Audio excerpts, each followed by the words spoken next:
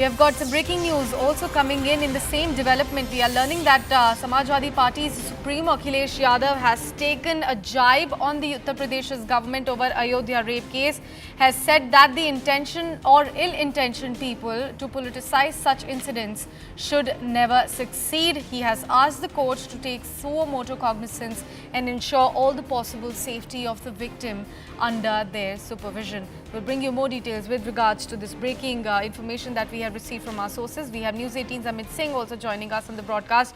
Amit, over to you. Please walk us through the latest update that you have received with regards to the word coming in from Samajwadi Party Supremo slamming the central government and Uttar Pradesh's government as well.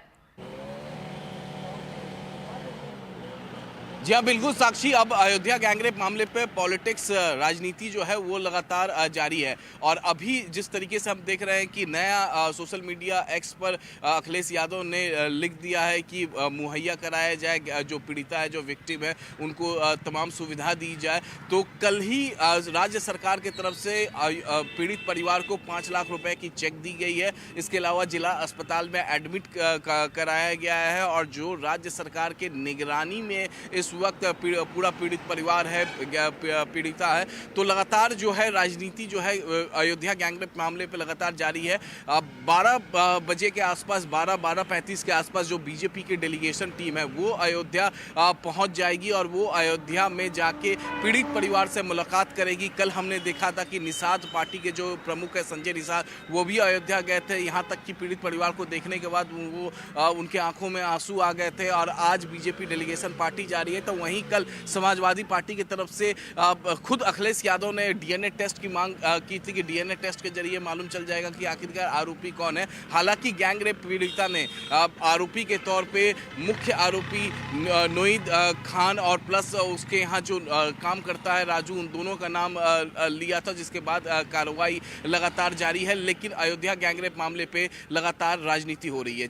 जी अमित जी, हमसे जुड़ने के लिए और मैं वो सारी जानकारी देने के लिए आपका बहुत बहुत शुक्रिया। So that was the latest input that we have received straight from our sources with regards to this jibe coming in from Samajwadi Party's Supremo towards the UP government. Also him saying that the GOAT in fact should take suo motu cognizance of this particular incident and ensure all the possible safety of the victim under its supervision as well. Couple of more reactions coming in the same story. Let's take a look at all of those as well.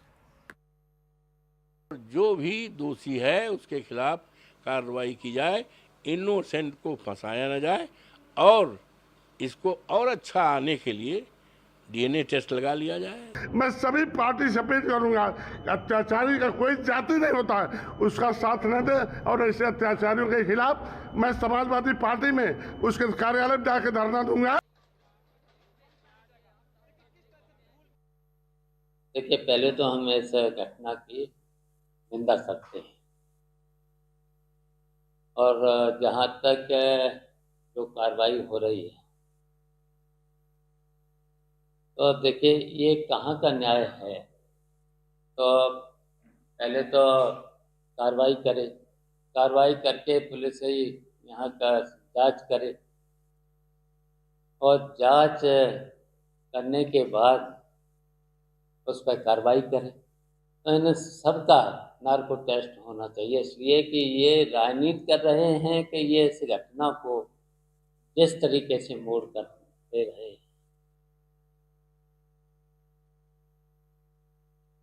जो अखिलेश यादव जी और Samajwadi party PDA करने से थकती नहीं है, आज जब एक 12 वर्षीय निषाद समाज से आने वाली बेटी, संभवतः ये भी पीडीए ही है, उसका बलात्कार होता है। बलात्कारी एक 65 साल का मोईद खान, जो समाजवादी पार्टी के फैज़ाबाद के सांसद के कोर टीम का हिस्सा है, वो न केवल बलात्कार करता है बल्कि वीडियो बनाता है। तो अखिलेश यादव जी आज पीडीए भूलकर इस मोईद खान को क्लीन चिट दे रहे हैं, कह रहे पहले डीएनए टेस्ट करवा दीजिए। क्या 12 वर्षीय बच्ची की बातों पर भरोसा नहीं है? ऐसा है, ये जानबूझ के टारगेट करके भारतीय जनता पार्टी के लोग कर रहे हैं।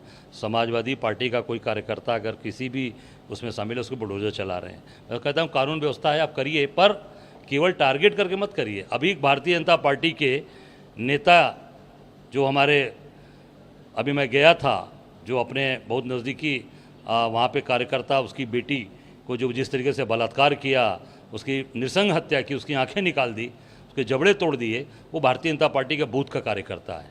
हरदोई का महेश पाल की बेटी, उसको मार, वहाँ पर तो कुछ नहीं हुआ अभी तक, कोई कार्रवाई नहीं किया इन्होंने। क्यों नहीं बुलडोजर वहाँ चलवा रहे हो? टारगेट करके केवल काम करेंगे।